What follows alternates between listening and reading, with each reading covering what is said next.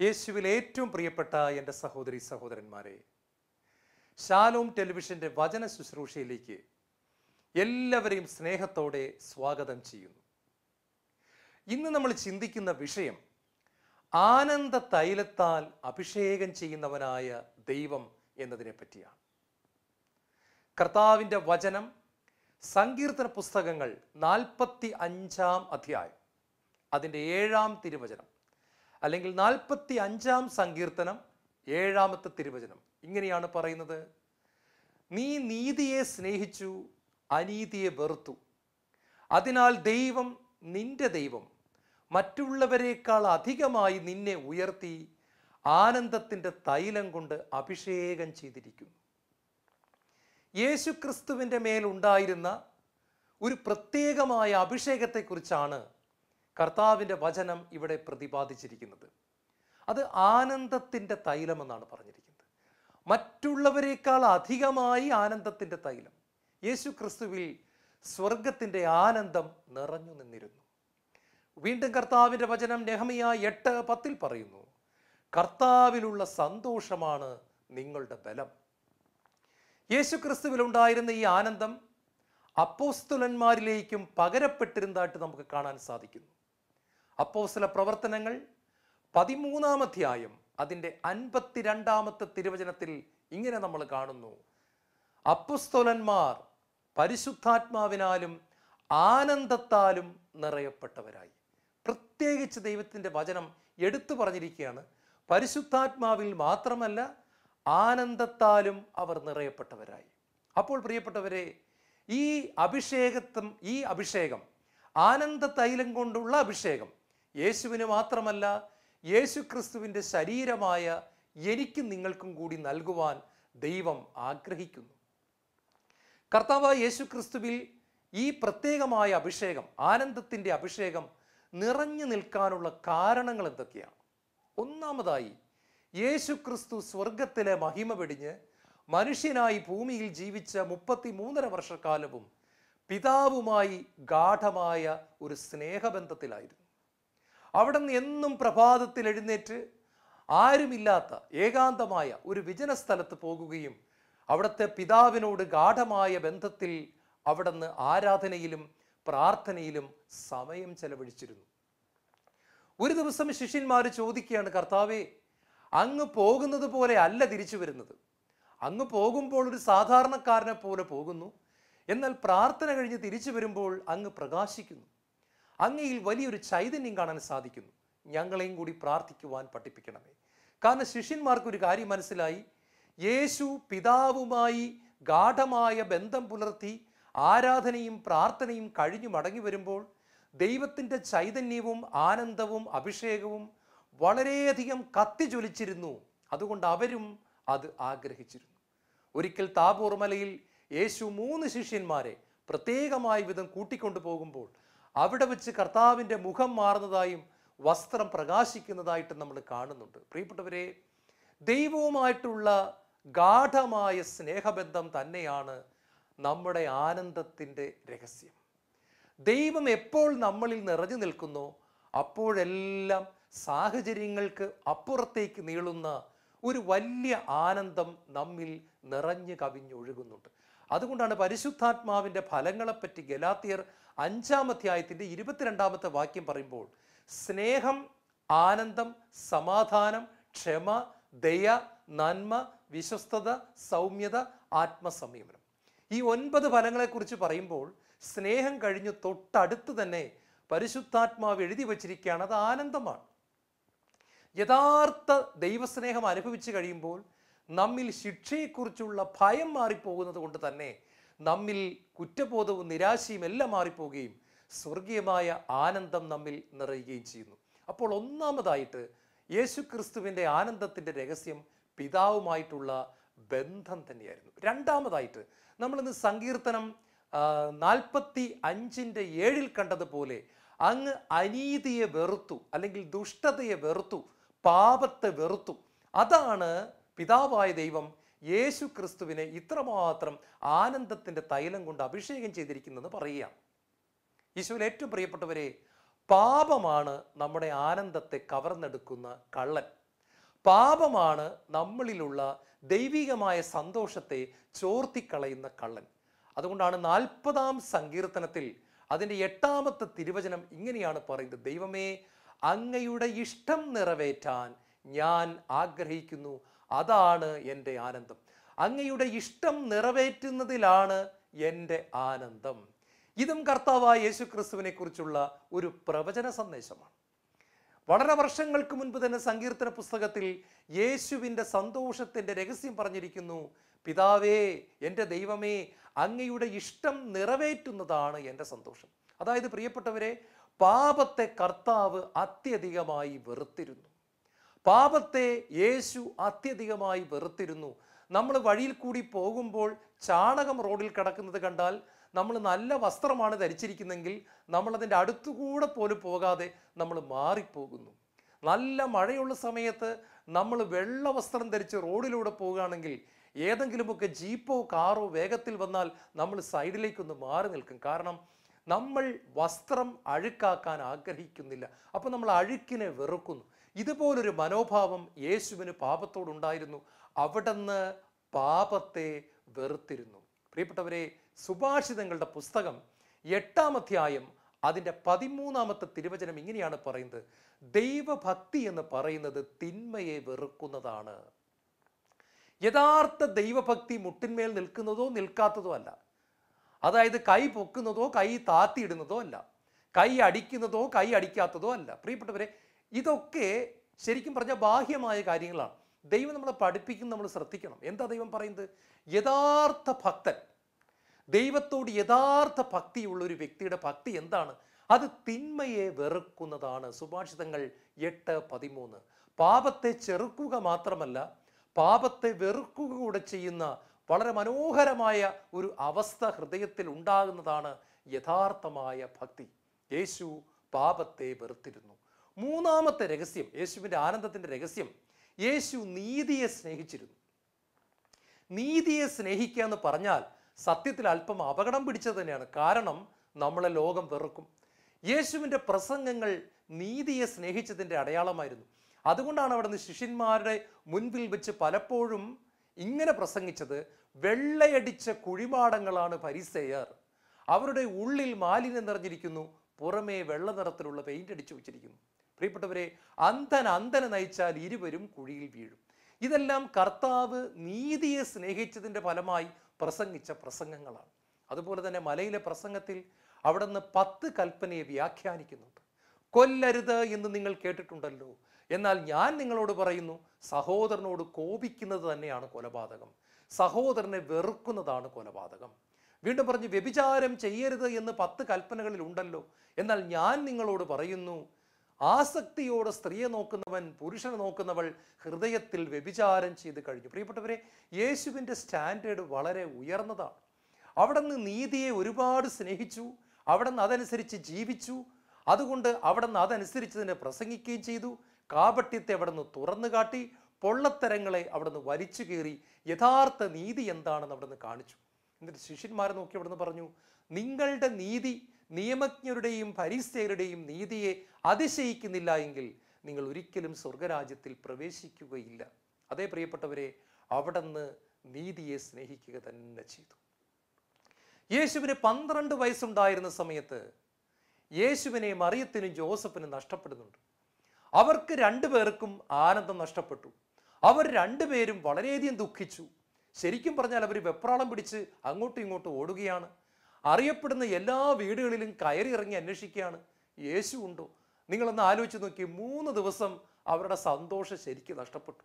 യേശുവിനെ ആരെങ്കിലും മോഷ്ടിച്ചു കൊണ്ടുപോയതാണോ? 12 വയസ്സേ ഉള്ളൂ. കൈയും കാലും ഒക്കെ പിടിച്ചു കെട്ടി കൊണ്ടുപോയി കാണുമോ കൊള്ളക്കാർ? ഒന്നും അറിയത്തില്ല. ഈ 3 ദിവസവും മറിയത്തിൻ്റെയും ജോസഫിൻ്റെയും ആനന്ദം നഷ്ടപ്പെട്ടു.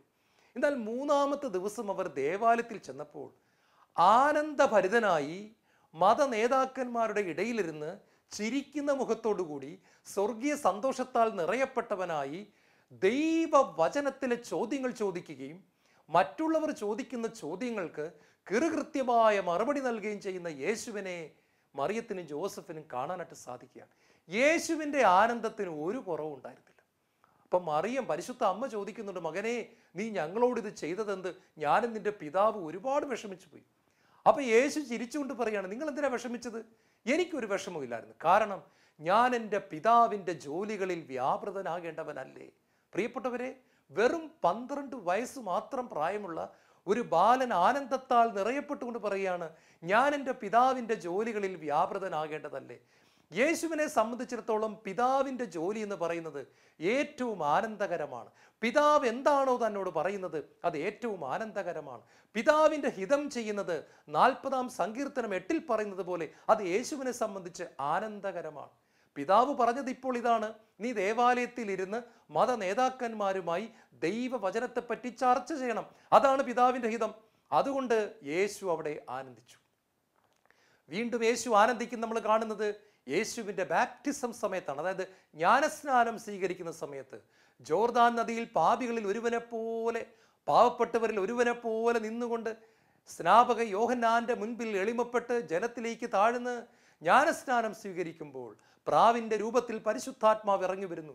ഒരു സ്വരം കേൾക്കുകയാണ്, ഇവൻ എൻ്റെ പ്രിയപുത്രൻ, ഇവനിൽ ഞാൻ പ്രസാദിച്ചിരിക്കുന്നു. യേശുവിൻ്റെ ആനന്ദം പറഞ്ഞറിയിക്കാനുണ്ടോ? യേശു ആനന്ദിക്കുകയാണ്. കഴിഞ്ഞ 30 വർഷമായി താൻ കേൾക്കാൻ കൊതിച്ചിരുന്ന ശബ്ദം, കഴിഞ്ഞ 30 വർഷമായി താൻ കേൾക്കാൻ കൊതിച്ചിരുന്ന വചനമാണ് ഇപ്പോൾ ഇവിടെ കേട്ടത്. തൻ്റെ പ്രിയപ്പെട്ട പിതാവിൻ്റെ ശബ്ദം സകലരും കേൾക്കെ ജോർദാൻ നദിയിൽ മുഴങ്ങുകയാണ്. എൻ്റെ അപ്പൻ്റെ ശബ്ദം സ്വർഗത്തിൽ മുഴങ്ങി കേട്ടുകൊണ്ടിരുന്ന എൻ്റെ പിതാവിൻ്റെ ശബ്ദം ഇതാ ഇവിടെ ഒരിക്കൽ കൂടെ മുഴങ്ങുകയാണ്. അവിടെ നിന്നിൽ പ്രസാദിച്ചിരിക്കുന്നു അത്രേ. അവിടെ നിന്ന് എൻ്റെ ജീവിതം 30 വർഷം നോക്കിക്കൊണ്ടിരിക്കുകയായിരുന്നു, അവിടത്തേക്ക് സന്തോഷമായെന്ന് ഇതാ അവിടെ നിന്നിൽ പ്രസാദിച്ചിരിക്കുന്നു. അതിൻ്റെ അടയാളമായി പരിശുദ്ധാത്മാവിൻ്റെ വലിയൊരു അഭിഷേകം അവിടെ നിന്ന് അയക്കുന്നു. പ്രാവിൻ്റെ രൂപത്തിൽ പരിശുദ്ധാത്മാവ് ഇറങ്ങി വരുന്നു. യേശുവിൻ്റെ ആനന്ദം പറഞ്ഞറിയിക്കാനുണ്ടോ പ്രിയപ്പെട്ടവരെ? യേശു ആനന്ദത്തോടു കൂടി അവിടെ നിന്ന് മടങ്ങിപ്പോകുകയാണ്. വീണ്ടും യേശുവിൻ്റെ ആനന്ദം നമ്മൾ കാണുന്ന മറ്റൊരു അനുഭവമാണ് യോഹന്നാന്റെ സുവിശേഷം 4-ാമത്തെ അധ്യായത്തിൽ 5 ഭർത്താക്കന്മാരോടൊപ്പം ജീവിച്ചിട്ട് ഇപ്പോൾ 6-മതൊരുവൻ, ഭർത്താവല്ലാത്ത ഒരുവൻ്റെ കൂടെ കൊടിയ പാപത്തിൽ ജീവിക്കുന്ന ഒരു സ്ത്രീയെ തേടി യേശു കിലോമീറ്ററുകളോളം സഞ്ചരിച്ച് യാക്കോബിൻ്റെ കിണറ്റിൻ്റെ കരയിൽ നട്ടുച്ച സമയം 12 മണിക്ക് അവളെ കാത്തിരിക്കുകയാണ്. ആളുകൾ ആരും വെള്ളം കോരാൻ വരാത്ത ആ സമയം നോക്കി ആളുകളെ ഒഴിഞ്ഞു മാറുന്നതിന് വേണ്ടി ആ പാപിനിയായ സ്ത്രീ വെള്ളം കോരാൻ വരുമ്പോൾ എനിക്ക് കുടിക്കാൻ തരിക എന്ന് പറഞ്ഞ് യേശു അവളോട് തൻ്റെ സ്നേഹം വെളിപ്പെടുത്തുകയാണ്. പിന്നീട് പടിപടിയായി ആരാധനയെപ്പറ്റി പറയുന്നു, താൻ മിശിഹായാണെന്ന് വെളിപ്പെടുത്തുന്നു. അവൾ കുടം അവിടെ വച്ചിട്ട് പട്ടണത്തിലേക്ക് ഓടുകയാണ്. ഈ സമയത്ത് ഭക്ഷണം വാങ്ങാൻ പോയ ശിഷ്യന്മാർ മടങ്ങി വരുന്നു. കർത്താവേ, വിശപ്പില്ലേ? ഭക്ഷണം കഴിച്ചാലും. യേശു ആനന്ദത്താൽ നിറയപ്പെട്ടുകൊണ്ട് പറയുകയാണ്, എനിക്ക് ഭക്ഷണം വേണ്ട, എനിക്ക് ഭക്ഷണം വേണ്ട. അവർ ചോദിച്ചു, കർത്താവേ, ഞങ്ങൾ റെസ്റ്റോറൻറ്റിൽ പോയ സമയത്ത് ആരെങ്കിലും അങ്ങേക്ക് ആഹാരം കൊണ്ടുവന്ന് തന്നോ? അങ്ങനെയാണെങ്കിൽ കുഴപ്പമില്ല കേട്ടോ, പക്ഷെ അങ്ങ് വളരെ വിശന്നിരിക്കുകയായിരുന്നു. യേശു പറഞ്ഞു, ആരും എനിക്ക് ആഹാരം കൊണ്ട് തന്നില്ല, പക്ഷെ എൻ്റെ വയറ് നിറഞ്ഞു. എൻ്റെ വയറ് നിറഞ്ഞു. കാരണം എന്നെ അയച്ചവൻ്റെ ഇഷ്ടം നിറവേറ്റുന്നതാണ് എൻ്റെ ഭക്ഷണം. എന്നെ അയച്ച പിതാവിൻ്റെ ഇഷ്ടം ഇതായിരുന്നു. ഞാൻ പ്രഭാതത്തിൽ എഴുന്നേറ്റ് വളരെയധികം കിലോമീറ്ററുകൾ കാൽനടയായി സഞ്ചരിച്ച് നട്ടുച്ചയ്ക്ക് 12 മണിക്ക് യാക്കോബിൻ്റെ കിണറ്റിൻകരയിൽ ഞാൻ വരണമെന്നത് പിതാവിൻ്റെ ഹിതമായിരുന്നു. ഇവിടെ വെച്ച് ഞാൻ ഈ പാപിനിയായ സ്ത്രീയോട് ദൈവത്തിൻ്റെ സ്നേഹം വെളിപ്പെടുത്തുക എന്നത് എൻ്റെ പിതാവിൻ്റെ ഹിതമായിരുന്നു. അവൾ മാനസാന്തരപ്പെടുമ്പോൾ സ്വർഗത്തിലെ ദൂതന്മാർ സന്തോഷിക്കുന്നു, എൻ്റെ പിതാവ് സന്തോഷിക്കുന്നു.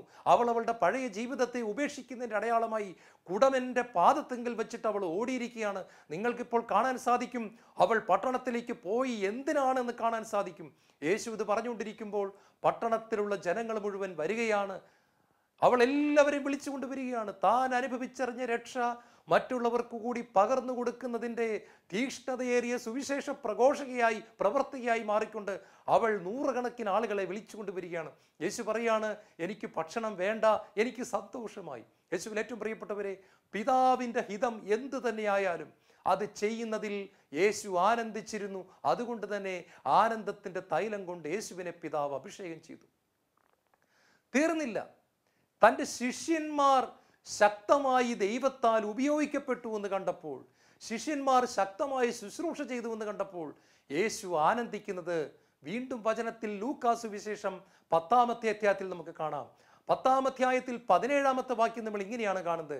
ശിഷ്യന്മാർ എല്ലാവരും വന്നിട്ട് പറഞ്ഞു, കർത്താവേ, പിശാചുക്കൾ പോലും നിന്റെ നാമത്തിൽ കീഴടങ്ങുന്നത് ഞങ്ങൾ കണ്ടു കേട്ടു. പിശാചുക്കൾ നിന്റെ നാമം പറഞ്ഞപ്പോൾ വിറച്ചുകൊണ്ട് ഓടുന്നത് ഞങ്ങൾ കണ്ടു. ലൂക്കാസ് വിശേഷം 10:19 തൊട്ടടുത്ത വചനം നമ്മൾ കാണുന്നു. യേശു പറയുകയാണ്, പാമ്പുകളുടെയും തേളുകളുടെയും ശത്രുവിൻ്റെ സകല ശക്തിയുടെ മേൽ ചവിട്ടി നടക്കാൻ ഞാൻ നിങ്ങൾക്ക് അധികാരം തരുന്നു, ഒന്നും നിങ്ങളെ ഉപദ്രവിക്കില്ല. തൊട്ടടുത്ത വചനം 10:20 യേശു പറയുകയാണ്, സ്വർഗത്തിൽ നിങ്ങളുടെ പേരുകൾ എഴുതിയിരിക്കുന്നു, അതിനാൽ നിങ്ങൾ സന്തോഷിക്കുവിൻ. അടുത്ത വചനം ലൂക്ക 10:21, യേശു പരിശുദ്ധാത്മാവിൽ ആനന്ദിച്ചുകൊണ്ട് ഇപ്രകാരം പറഞ്ഞു, സ്വർഗത്തിൻ്റെയും ഭൂമിയുടെയും നാഥനായ പിതാവേ, അവിടുന്ന് ബുദ്ധിമാന്മാരിൽ നിന്നും വിവേകികളിൽ നിന്നും മറച്ചുവെച്ച് ഇക്കാര്യങ്ങൾ ശിശുക്കൾക്ക് വെളിപ്പെടുത്തിയതിനാൽ ഞാൻ അങ്ങേ സ്തുതിക്കുന്നു പിതാവേ.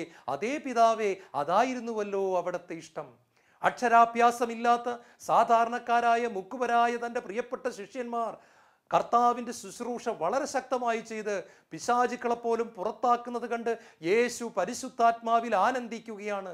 ബുദ്ധിമാന്മാർക്ക് മറച്ചു വയ്ക്കപ്പെട്ടിരുന്ന ദൈവിക രഹസ്യങ്ങളും ദൈവശക്തിയുടെ രഹസ്യവും തൻ്റെ പാവപ്പെട്ട ശിഷ്യന്മാർക്ക് പിതാവ് കൊടുത്തതിൽ സന്തോഷിച്ചുകൊണ്ട് അവരെ ദൈവം തൻ്റെ കരങ്ങളിലെടുത്ത് ഉപയോഗിച്ചതിൽ സന്തോഷിക്കുന്നത് കണ്ട് അവർ കരമുയർത്തിയപ്പോൾ പിശാച് മിന്നലൊളി പതിക്കുന്നത് പോലെ നിലം പതിക്കുന്നത് കണ്ട് സന്തോഷിച്ചു. തൻ്റെ ശിഷ്യന്മാരുടെ ശുശ്രൂഷ കണ്ട് യേശു പരിശുദ്ധാത്മാവിൽ ആനന്ദിക്കുകയാണ്. പ്രിയപ്പെട്ടവരെ, ഈ ആനന്ദം നമുക്ക് നൽകുവാൻ ദൈവം ആഗ്രഹിക്കുന്നുണ്ട്. നമ്മളതിന് എന്ത് ചെയ്യണം? നമ്മൾ ദൈവത്തിൻ്റെ പക്ഷത്ത് നിൽക്കണം, ദൈവത്തോടൊപ്പം സമയം ചെലവഴിക്കണം, ദൈവത്തോട് കൂട്ടായ്മയിലായിരിക്കണം, ദൈവത്തെ ആരാധിക്കണം. ദൈവത്തിന് സമയം കൊടുക്കാത്തൊരു മനുഷ്യന് സ്വർഗത്തിൻ്റെ ആനന്ദം കിട്ടുകയില്ല. ദൈവത്തെ ആരാധിക്കാത്തൊരു മനുഷ്യന് സ്വർഗത്തിൻ്റെ അന്തരീക്ഷം നിറയുകയില്ല. ദൈവത്തിന് 1-ാം സ്ഥാനം കൊടുത്ത് ദൈവത്തിന് ക്വാളിറ്റി സമയം കൊടുക്കാത്തൊരു വ്യക്തിക്ക് സ്വർഗത്തിൻ്റെ ആനന്ദത്താൽ നിറയപ്പെടുക സാധ്യമല്ല. അതുകൊണ്ടാണ് 16-ാം സങ്കീർത്തനം 11-ാമത്തെ തിരുവചനം പറയുന്നു, അങ്ങയുടെ സന്നിധിയിൽ ആനന്ദത്തിൻ്റെ പൂർണ്ണതയുണ്ട്, അങ്ങയുടെ വലതു കൈയിൽ ശാശ്വതമായ സന്തോഷമുണ്ട്. In your presence there is a fullness of joy. അങ്ങയുടെ സന്നിധിയിൽ, അങ്ങയുടെ സാന്നിധ്യമുള്ളിടത്ത് സന്തോഷമുണ്ട്, അങ്ങയുടെ വലത് കൈയിൽ ആനന്ദത്തിൻ്റെ പൂർണ്ണതയുണ്ട് കർത്താവേ എന്ന് പറഞ്ഞാൽ ഞാൻ ആരാധിച്ച് സ്നേഹിച്ച് ദൈവത്തോട് കൂടെ ആയിരിക്കുന്ന സമയത്ത് ദൈവത്തിൻ്റെ വലത് കൈയിലിരിക്കുന്ന ശാശ്വതമായ സന്തോഷം ദൈവം എൻ്റെ മേൽ പകർന്നു തരികയാണ്. ഞാൻ യഥാർത്ഥത്തിലുള്ളൊരു പ്രാർത്ഥന കഴിഞ്ഞ് വരുമ്പോൾ എൻ്റെ ദുഃഖം മാറുന്നു, ആകുലത മാറുന്നു, സന്തോഷം എന്നിൽ നിറയുന്നു. നമ്മൾ ഒരുപാട് നേരം പ്രാർത്ഥനകൾ ചൊല്ലിക്കൂട്ടിയിട്ടും നമ്മുടെ ദുഃഖം മാറിയില്ലെങ്കിൽ അർത്ഥം അന്ന് പ്രാർത്ഥന സ്വർഗത്ത് എത്തിയിട്ടില്ല എന്നാണ്. നമ്മൾ ദൈവത്തിൻ്റെ സാന്നിധ്യത്തിൽ ഇരുന്നിട്ടില്ല എന്നുള്ളതാണ്. നമ്മൾ പ്രാർത്ഥന ചൊല്ലി എന്നുള്ളത് ശരിയാണ്, പക്ഷെ നമ്മൾ പ്രാർത്ഥിച്ചിട്ടില്ല. പ്രിയപ്പെട്ടവരെ, അങ്ങയുടെ സന്നിധിയിൽ ആനന്ദത്തിൻ്റെ പൂർണ്ണതയുണ്ട്. നമുക്കറിയാം, പെട്ടകം കൊണ്ടുവരുന്ന സമയത്ത് പെട്ടകത്തിലെ ദൈവ സാന്നിധ്യത്തിൻ്റെ മുൻപിൽ ദാവീദ് നൃത്തം ചെയ്യുകയാണ്. ദാവീദ് എല്ലാം മറന്ന് നൃത്തം ചെയ്യുന്നു. വസ്ത്രം എരിഞ്ഞു പോയി. ദാവീദ് അത് അറിയുന്നില്ല. കാരണം പെട്ടകത്തിൽ ദൈവസാന്നിധ്യമുണ്ട്. പെട്ടകത്തിൻ്റെ ദൈവസാന്നിധ്യത്തിൻ്റെ മുമ്പിൽ ഒരു കൊച്ചു കുഞ്ഞിനെ പോലെ ദാവീദ് നൃത്തം ചെയ്യാം. എന്നാൽ ഇന്ന് നൃത്തം ചെയ്ത ദാവീദ് കുറച്ച് ദിവസം കഴിഞ്ഞ് നമ്മൾ കാണുമ്പോൾ ദാവീദ് ചാക്കുടുത്ത് ചാരം പൂശി പ്രകാശം നഷ്ടപ്പെട്ടവനായി കുറ്റാക്കൂരിട്ടിൽ കിടന്ന് ദൈവത്തെ നിലവിളിക്കുകയാണ്. ദൈവത്തോട് നിലവിളിക്കുന്നു. ഡാൻസ് ഇല്ല, പാട്ടില്ല, നൃത്തമില്ല, ആനന്ദമില്ല, ഒന്നുമില്ല. കാരണം എന്താണ്? ദാവീദ് പാപം ചെയ്തിരിക്കുന്നു, ദാവീദ് വ്യഭിചാരം ചെയ്തിരിക്കുന്നു, ദാവീദ് കൊലപാതകം ചെയ്തിരിക്കുന്നു, ദാവീദിന് ദൈവത്തിൻ്റെ സാന്നിധ്യം നഷ്ടപ്പെട്ടു, ദാവീദ് പാപത്തിൻ്റെ സാന്നിധ്യത്തിലേക്ക് കടന്നു വന്നു. അതുകൊണ്ട് തന്നെ ദാവീദിൽ ആനന്ദം നഷ്ടപ്പെട്ടു കഴിഞ്ഞു. ഈശോയിൽ ഏറ്റവും പ്രിയപ്പെട്ടവരെ, പാപം കടന്നു വരുമ്പോൾ ആനന്ദം നഷ്ടപ്പെടുകയാണ്. പക്ഷെ യേശു കടന്നു വരുമ്പോൾ നമ്മുടെ പാപത്തെ യേശു മായ്ച്ചു കളയുകയും നഷ്ടപ്പെട്ടു പോയ ആനന്ദം നമുക്ക് തിരികെ തരികയും ചെയ്യുന്നു. യേശയ്യാ പ്രവാചകന്റെ പുസ്തകം 61-ാമത്തെ അധ്യായം അതിൻ്റെ 3-ാമത്തെ തിരുവചനം ഇങ്ങനെയാണ് പറയുന്നത്, വെണ്ണീറിന് പകരം പുഷ്പമാല്യവും വിലാപത്തിന് പകരം ആനന്ദത്തിൻ്റെ തൈലവും തളർന്ന മനസ്സിന് പകരം സ്തുതിയുടെ മേലങ്കിയും അണിയിക്കുവാൻ അവിടെ നിന്നെ അയച്ചിരിക്കുന്നു. യേശു ക്രിസ്തുവിനെ പറ്റിയുള്ള മനോഹരമായ ഒരു വചനമാണിത്. തളർന്നു പോയ മനസ്സിന് സ്തുതിയുടെ മേലങ്കി കൊടുക്കുവാൻ, വെണ്ണീറിന് പകരം പുഷ്പമാല്യം കൊടുക്കുവാൻ, ചാരമായി പോയ ജീവിതത്തിന് പകരം പുഷ്പം കൊണ്ടുള്ള മാല്യമണിയിക്കുവാൻ അവിടെ നിന്ന് കടന്നു വന്നിരിക്കുന്നു. വിലാപത്തിന് പകരം ആനന്ദത്തിൻ്റെ തൈലം. കരഞ്ഞ് കരഞ്ഞ് പാപം ചെയ്തല്ലോ എന്നോർത്ത് കരഞ്ഞ് കരഞ്ഞ് കുറ്റബോധത്തിലായി പോയ ഒരു മനുഷ്യൻ്റെ ജീവിതത്തിലേക്ക് യേശു കടന്നു വരുമ്പോൾ അവൻ്റെ വിലാപത്തിന് പകരം ആനന്ദ തൈലം അണിയിക്കുന്നു, വെണ്ണീറിന് പകരം പുഷ്പമാല്യം അണിയിക്കുന്നു, തളർന്ന മനസ്സിന് പകരം സ്തുതിയുടെ മേലങ്കി അണിയിക്കുന്നു. പാപത്തെ വിട്ടുവരുന്ന ഒരു മനുഷ്യാത്മാവിന് വലിയ ആനന്ദം ലഭിക്കുകയാണ്. 45-ാം സങ്കീർത്തനം അതിൻ്റെ 11-ാമത്തെ തിരുവചനം ഇങ്ങനെയാണ് പറയുന്നത്: മകളെ കേൾക്കുക, ചെവി ചായിച്ച് ശ്രദ്ധിക്കുക, നിന്റെ പിതൃഭവനത്തെയും ബന്ധുക്കളെയും മറക്കുക, അപ്പോൾ രാജാവ് നിന്റെ സൗന്ദര്യത്തിൽ ആകൃഷ്ടനാകും. മകളെ, നീ ചെവി ചായിച്ച് ശ്രദ്ധിച്ച് കേൾക്കുക. എന്ത് കേൾക്കണം? നിന്റെ പിതൃഭവനത്തെയും നിന്റെ കുടുംബത്തെയും നീ മറക്കുക എന്ന് പറഞ്ഞാൽ നിന്റെ കഴിഞ്ഞ കാല ജീവിതത്തെ നീ മറക്കണം.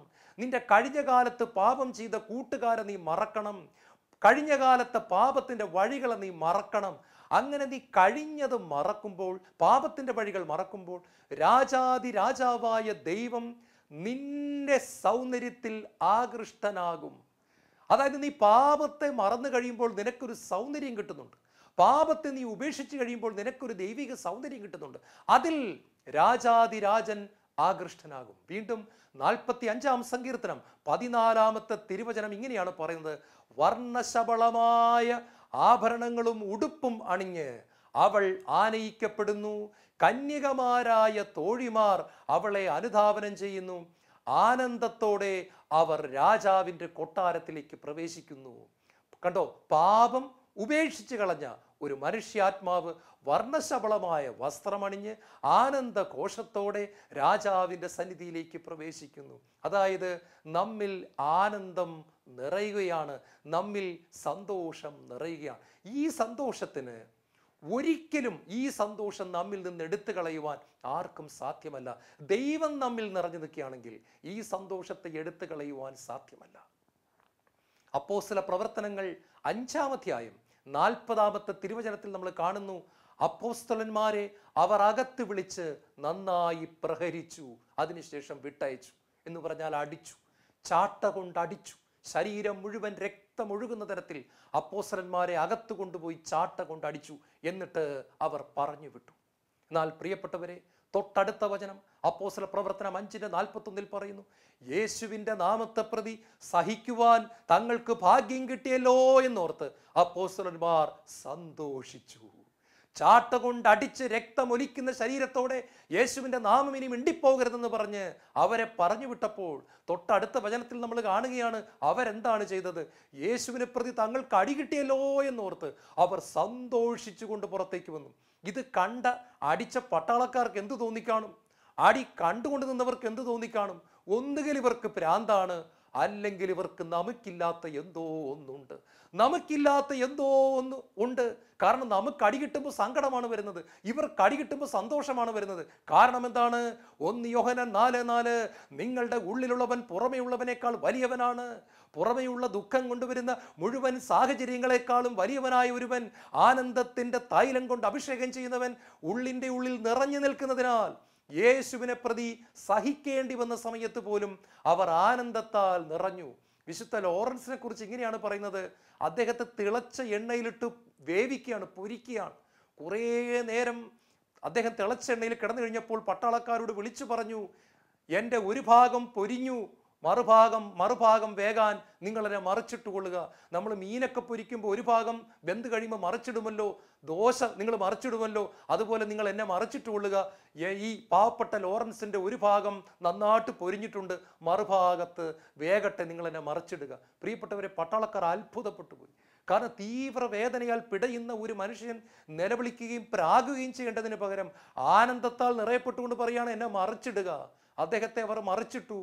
10 മിനിറ്റിനകം അദ്ദേഹത്തിൻ്റെ ജീവൻ യേശുക്രിസ്തുവിൻ്റെ പക്കലേക്ക് പറന്നു പോകുകയാണ്. ലോകത്തിലെ മനുഷ്യർക്ക് മനസ്സിലാക്കാൻ പറ്റാത്ത ആനന്ദത്തിൻ്റെ തൈലം കൊണ്ട് അവിടെ നമ്മളെ അഭിഷേകം ചെയ്യുന്നു. നെഹമ്യായുടെ പുസ്തകം 8:10 പറയുന്നു: കർത്താവിലുള്ള സന്തോഷമാണ് നിങ്ങളുടെ ബലം. ഞാൻ എപ്പോഴും ചിന്തിച്ചിട്ടുണ്ട്, എനിക്ക് എപ്പോഴാണോ കർത്താവിൻ്റെ സന്തോഷം നഷ്ടപ്പെടുന്നത്, പ്രലോഭനത്തെ ചെറുക്കാൻ എനിക്ക് ബുദ്ധിമുട്ട് അനുഭവപ്പെടുന്നു. എപ്പോഴാണോ കർത്താവിൻ്റെ സന്തോഷം എന്നിൽ നിറഞ്ഞു നിൽക്കുന്നത്, പ്രലോഭനത്തെ ചെറുക്കാൻ വളരെ എളുപ്പമാണ്. എത്രയോ സത്യമാണ് പ്രിയപ്പെട്ടവരെ കർത്താവിൻ്റെ വചനം. നമുക്ക് പ്രാർത്ഥിക്കാം, കർത്താവേ, അവിടെ നിന്ന് ആനന്ദത്തിൻ്റെ അഭിഷേകത്താൽ നിറയപ്പെട്ടവനായിരുന്നു. ശിഷ്യന്മാർ ആനന്ദത്താലും പരിശുദ്ധാത്മാവിനാലും നിറഞ്ഞിരുന്നു. വലിയ വിശുദ്ധനായ ഫ്രാൻസിസ് അസീസി കൊടിയ ദാരിദ്ര്യത്തിലും ആനന്ദത്താൽ നിറയപ്പെട്ടിരുന്നു. ആനന്ദത്തിൻ്റെ തൈലം കൊണ്ട് ഇന്ന് ഞങ്ങളെ അഭിഷേകം ചെയ്യണമേ. യേശുവേ സ്തോത്രം, യേശുവേ നന്ദി, യേശുവേ ആരാധന.